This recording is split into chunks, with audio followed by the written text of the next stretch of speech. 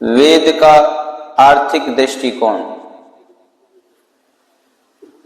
ओम इंद्रसान सिमरजिम सजित्वानं सदा सहम वशिष्ठं मूतये भर।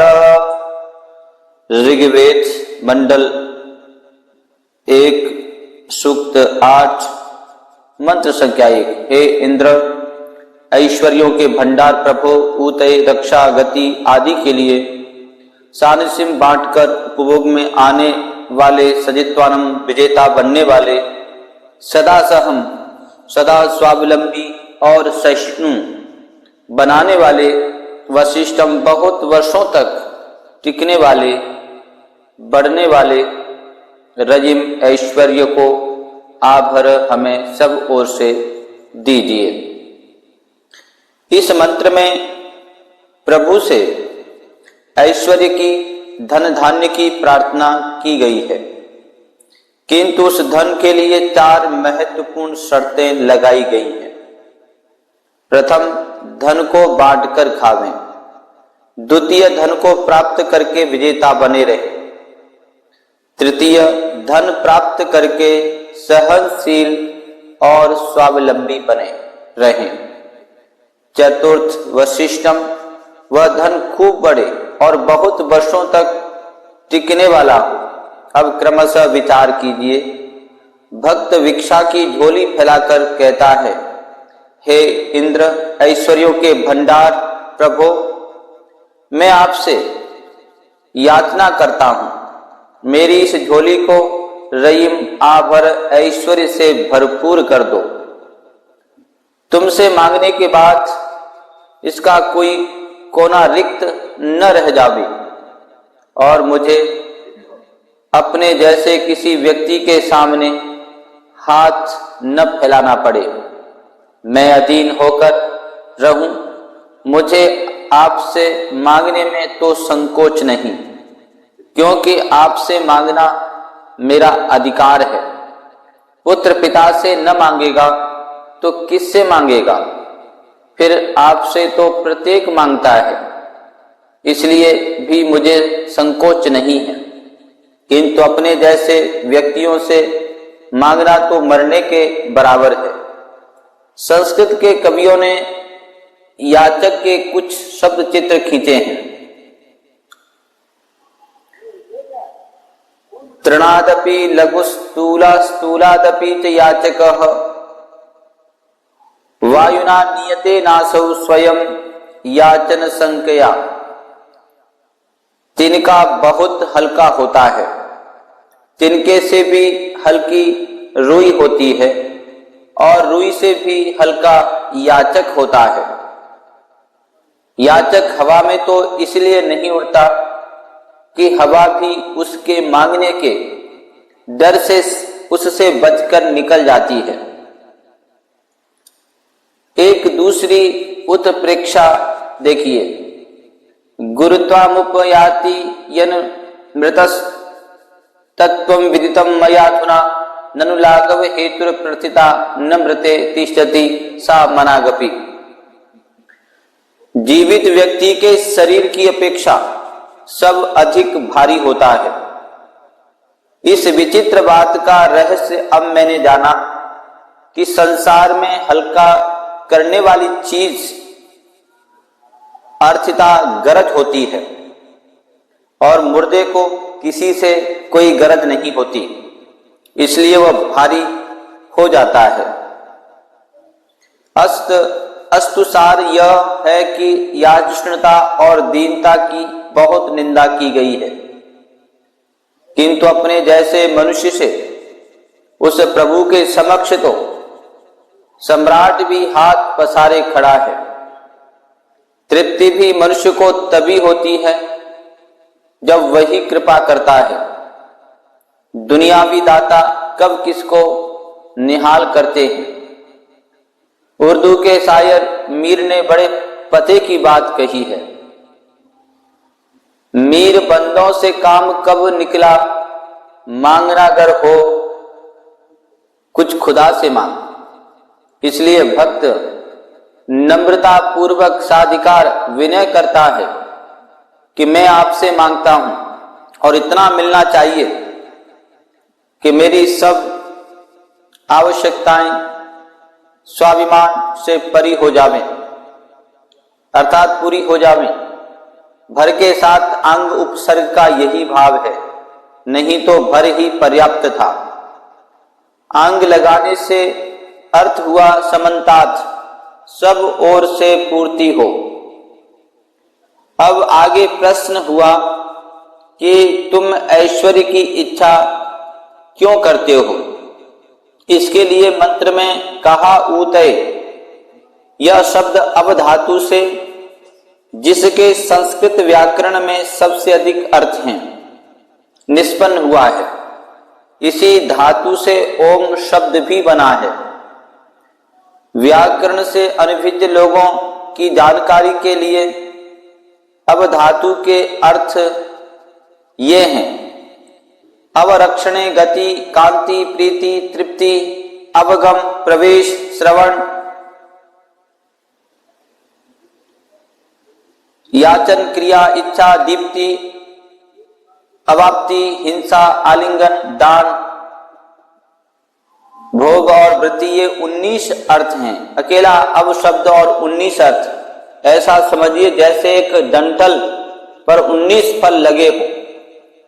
इतने अधिक अर्थ होने के कारण ही यह शब्द प्रभु का वाचक बना। प्रभु के तो अनंत गुण हैं, पर शब्द शास्त्र के आधार पर एक शब्द से संबंध इतने गुणों का पात्र वह प्रभु ही हो सकता है। इसका एक अभिप्राय बिना खींचातानी के यह भी निकला कि संसार के ढंग से जीने के लिए ऐश्वर्य अनिवार्य है। कौन सा ऐसा काम है जिसके लिए पैसे की आवश्यकता न हो। रक्षा के लिए, गति के लिए, कांति के लिए, प्रीति के लिए, अर्थात सभी के लिए धन चाहिए। अतः जीवन में धर्म के बाद अर्थ का दूसरा नंबर है। दूसरे शब्दों में भगवान के बाद धन का दूसरा स्थान है। इसलिए मैं आपसे उसी की प्रार्थना करता हूं। प्रार्थी को उस धन का उपभोग किस प्रकार करना चाहिए, उसकी पहली शर्त है सानसिम, उससे परिवार में और समाज में बांट के खाओ। धन आपने अपने पुरुषार्थ से, सूझबूझ से कमाया है, तब भी अकेले उसके उपभोग की बात मत सोचिए। यदि ऐसा किया तो उससे सुख और शांति नहीं मिलेगी, क्योंकि हमारे प्रत्येक काम में दूसरे अनेक व्यक्तियों का सहयोग होता है। अतः उन सब की अनदेखी करके गुलछर्रे उड़ाने की बात सोचना न तर्क संगत है और न धर्म संगत ही।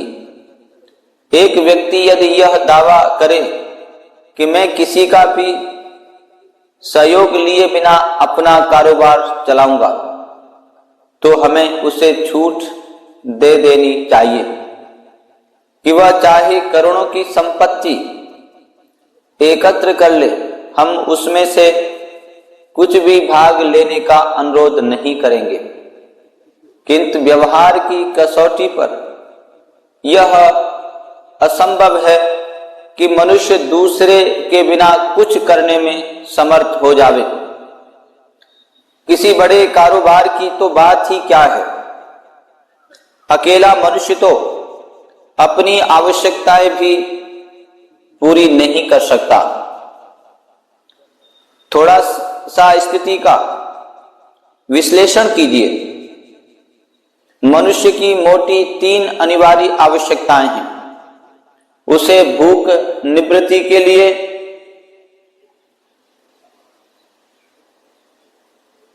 रोटी चाहिए, नंबर 2 तन ढकने के लिए वस्त्र चाहिए, 3 कांटे और कंकड़ पत्थरों से बचाव के लिए जूते चप्पल अथवा खड़ाऊ चाहिए। अब विचारिए कि यदि मनुष्य समाज का सहारा न ले तो इन वस्तुओं के लिए उसे कितना परिश्रम करना पड़ेगा और विनती कितनी लंबी प्रक्रिया में से गुजरना होगा।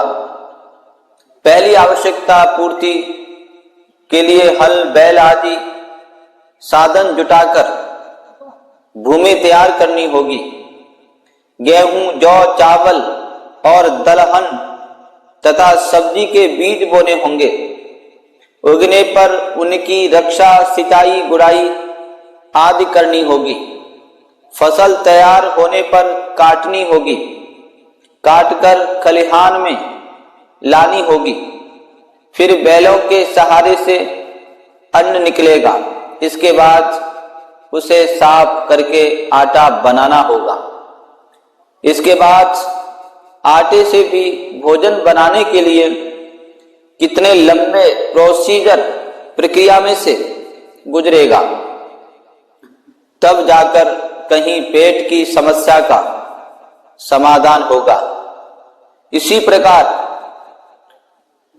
वस्त्र के लिए भी सोचिए, चाहे वह कपास से बने, चाहे रेशम या ऊन से, कितना लंबा और जटिल काम है। तब तन ढका गया। यही स्थिति जूते और चप्पल उपलब्ध करने की होगी।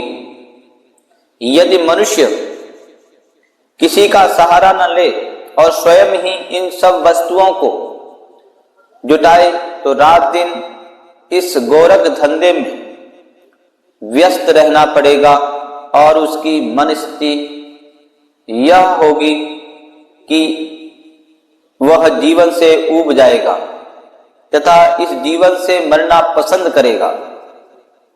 अतः संसार के समस्त छोटे बड़े काम समाज के परस्पर के सहयोग से चल रहे हैं।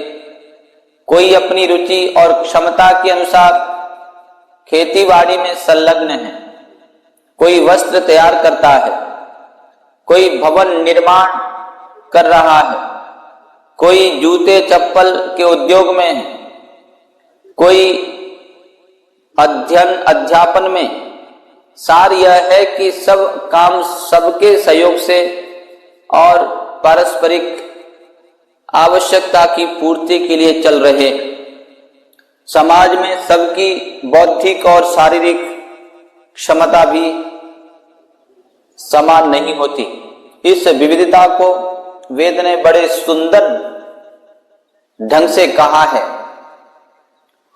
समौ चिद्यस्तौ न समम विविष्टः सम्मात्रा चिन्ह सम दुहाते सम योश्चिन्ह सम वीर्याणि जाति चितः शंतौ न समम प्रणीतः। ऋग्वेद मंडल 10 117 सूक्त 9 मंत्र। दोनों हाथ आकार प्रकार में और देखने भालने में एक जैसे लगते हैं, किंतु दोनों में शक्ति बराबर नहीं है। एक गौ की 2 बछड़ियां हैं, किंतु दूध देने का बराबर नहीं होता। एक माता के 2 जुड़वा बच्चे हैं, जो सर्वदा एक जैसी स्थिति में रहकर पैदा हुए हैं, किंतु दोनों की बौद्धिक तथा शारीरिक शक्ति एक जैसी नहीं होती। यही अवस्था एक बिरादरी के 2 व्यक्तियों की होती है। इस विषम स्थिति की पूर्ति का एक ही उपाय है कि समाज के सब लोग एक दूसरे की आवश्यकता का ध्यान रखकर बांटकर खावें। यह संसार सुख और सौमनस्य से तभी चल सकता है जब हम अपनी उपार्जित संपदा को दूसरों को अर्पित करते हुए उपभोग करें। वैदिक भाषा में इसी का नाम यज्ञ है। इसका कितना महत्व है वह इतने से समझिए कि चारों वेदों में एक प्रश्न है। पृच्छामि यत्र भुवनस्य नाभिः। समस्त संसार जिस पर टिका है वह नाभि केंद्र बिंदु कहाँ है? इस प्रश्न का चारों वेदों में एक ही उत्तर है। अयम यज्ञो भुवनस्य नाभिः, यह यज्ञ की भावना अर्थात बांटकर खाने की भावना की वह केंद्र बिंदु है जिस पर यह दुनिया चल रही है। जहां यह भावना नष्ट होती है वहीं गतिरोध उत्पन्न हो जाता है। एक परिवार के 4 भाई अपनी कमाई को चाहे किसी की कम हो चाहे अधिक परिवार के अर्पण करके समान रूप से उपभोग करते हैं। वहां उनमें प्रेम और सौहार्द बढ़ता है। जहां एक के मन में स्वार्थ उत्पन्न होकर व्यवहार की सरसता समाप्त हो जाती है, वहीं से परिवार का बिखराव हो जाता है। अतएव धन के उपभोग के लिए वेद की पहली शर्त है सानसिम, बांट के खाओ। आपने यह सब कुछ समाज के सहारे ही कमाया है, इसलिए इसका भाग भी इसमें समाविष्ट है। वेद आपको उसका स्वामित्व देकर स्वतः बांटने का परामर्श दे रहा है। इससे आपको यश और गौरव भी मिलेगा तथा इस त्याग का भविष्य में फल भी होगा। एक बार एक सज्जन कहने लगे कि धन के उपभोग के विषय में वेद के भी लगभग वही विचार हैं जो हमारे।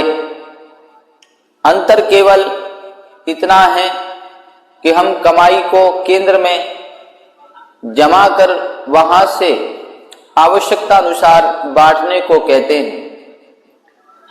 वेद व्यक्ति को स्वयं ही बांटने का परामर्श देता है।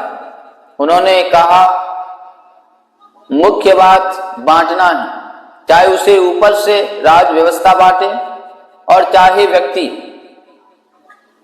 मैंने उसके उत्तर में कहा, महाशय, वेद के बांटने में और आपके बांटने में इतना अंतर है जितना आकाश और पृथ्वी में।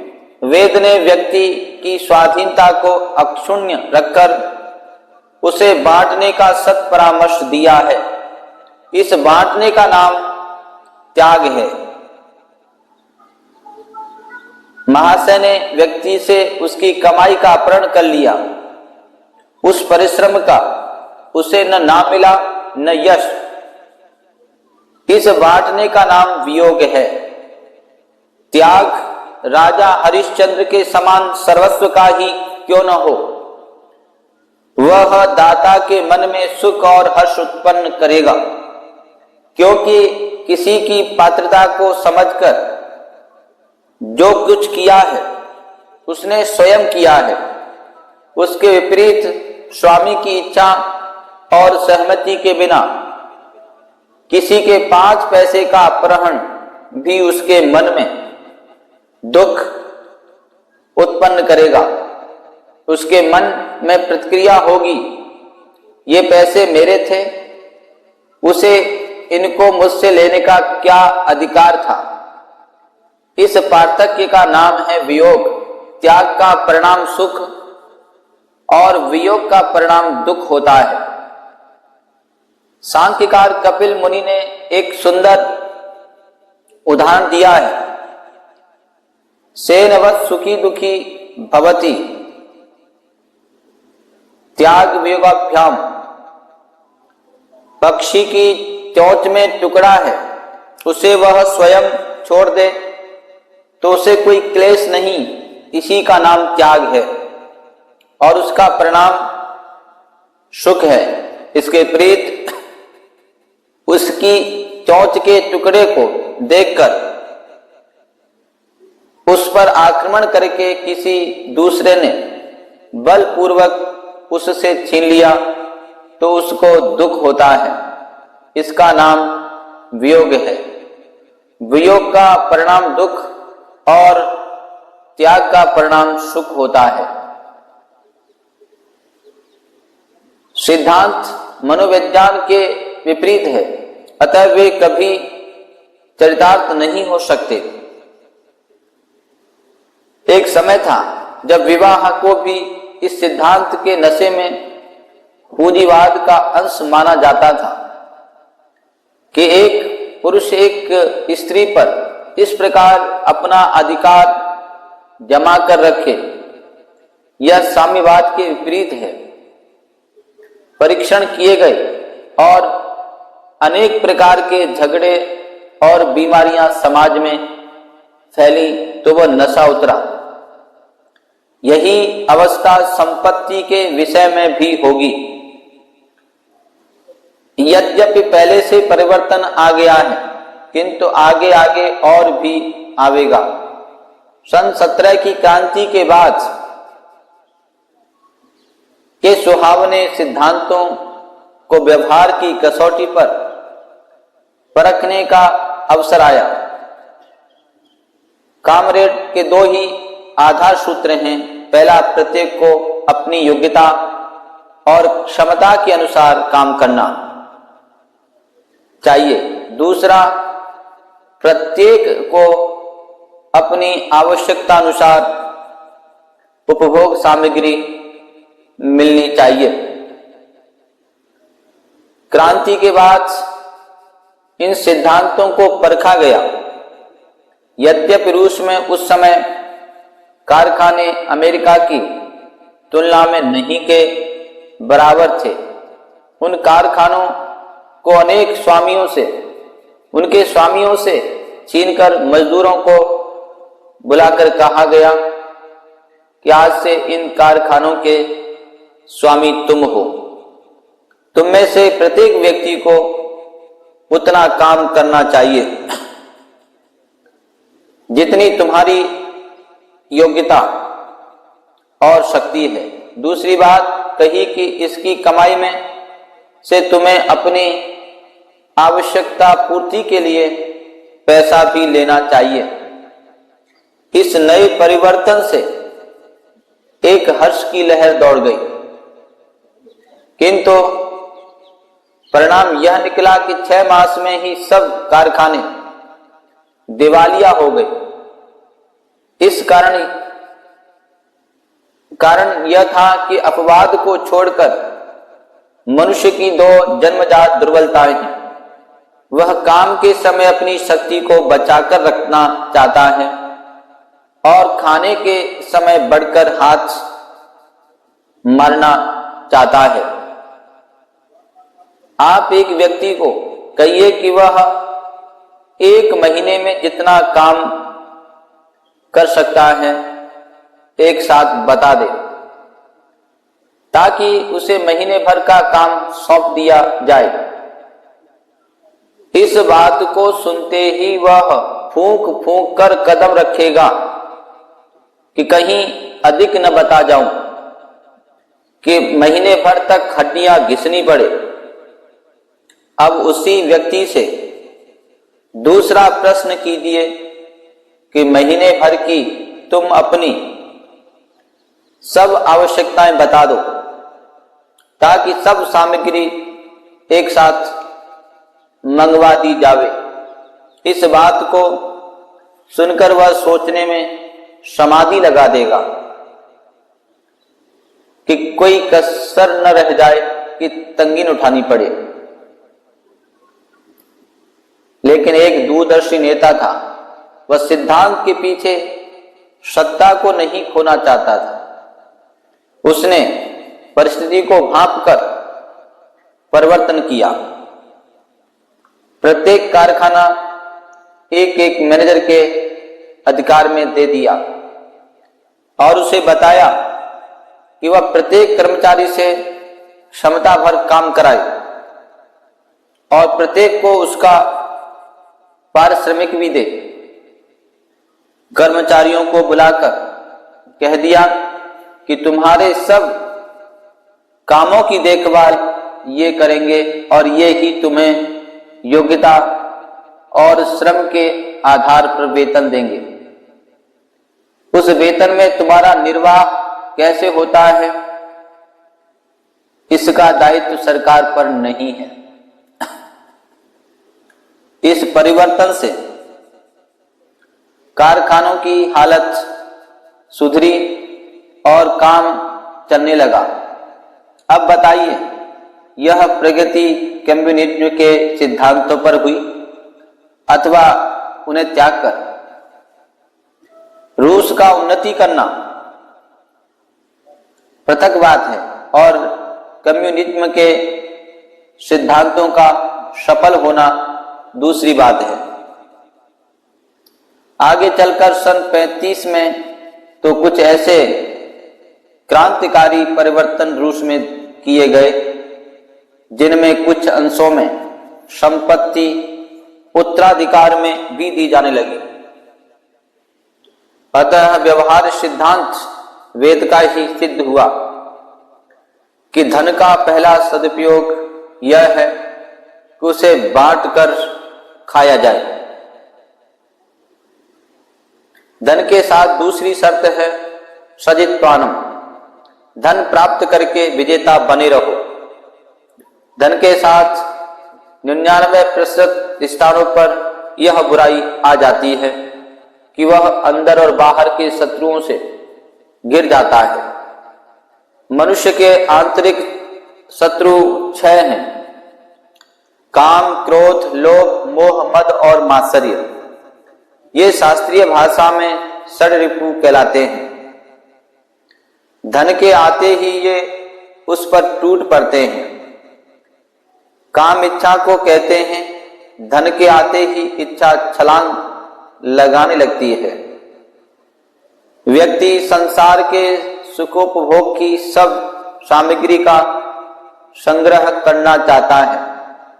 पैसे के आते ही क्रोध बढ़ जाता है। थोड़ी थोड़ी बात पर आग बबूला होकर धनी व्यक्ति बड़े बड़े घातक काम कर बैठते हैं। ज्यों-ज्यों धन आता है, संग्रह की आग, लोभ वृत्ति और भी भड़क उठती है। यही अवस्था सभी बुराइयों की होती है। अतः वेद चेतावनी देता है कि पहले अंदर के शत्रुओं को जीतो। पैसा आते ही इच्छा इतनी पागल बना दे कि अनावश्यक वस्तुओं के संग्रह की ओर दौड़ पड़ो।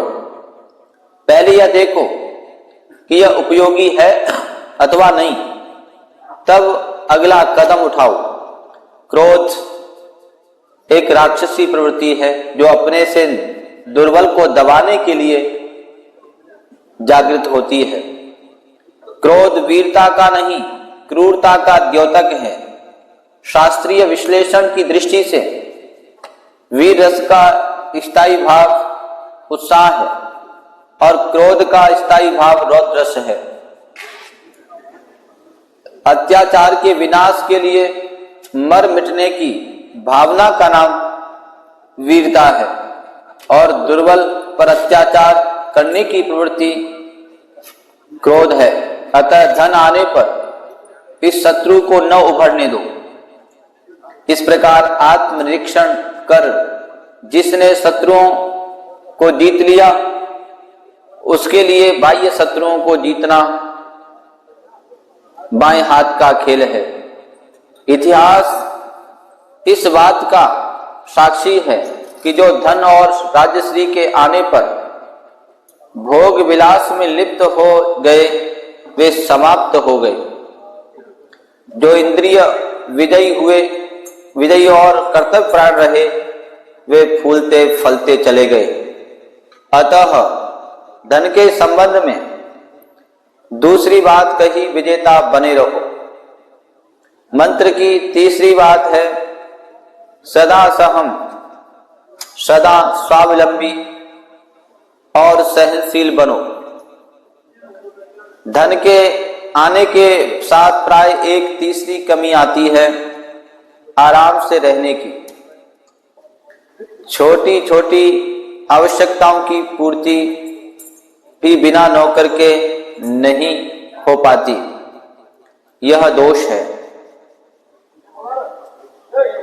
दूसरों से आपको सेवा कराने का तभी अधिकार है जब आप अधिक महत्वपूर्ण काम में संलग्न हों, केवल पैसों के आधार पर नहीं।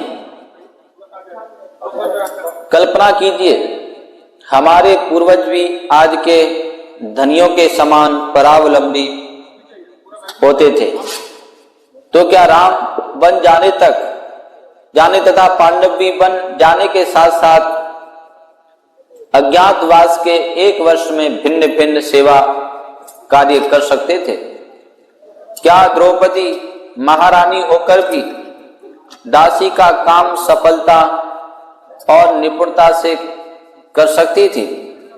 कदापि नहीं। लक्ष्मी चंचला होती है, अपने स्वभाव को सदा संयत और जीवन को स्वावलंबी रखना चाहिए, ताकि प्रतिकूल परिस्थितियां भी मनुष्य की जीवन धारा को अवरुद्ध न कर सकें। मंत्र की चौथी बात है वशिष्ठम, यह धन वैभव दे तक पुत्र पौत्र की परंपरा तक चला जावे। दूसरे शब्दों में यह कह दिया कि धन की कमाई के साधन पवित्र होने चाहिए, तभी वह चिरस्थायी हो सकता है, क्योंकि झटके की कमाई देर तक नहीं चलती। मनु ने तो सीमा रेखा ही खींच दी है। अन्यायेनोपार्जितं वित्तं 10 वर्षाणि तिष्ठति, प्राप्ते त्वेकादशे वर्षे समूलस्तु विनश्यति। अन्याय से कमाया धन 10 वर्ष तक रहता है, जहां 11वां वर्ष लगा कि मूल को भी साथ लेकर नष्ट हो जाता है। इसलिए चौथी शर्त में कहा गया है कि धन धार्मिक ढंग से उपार्जित करो। धोखाधड़ी और छल छिद्र का व्यवहार नहीं होना चाहिए। इति ओम। ओम शांति शांति शांति।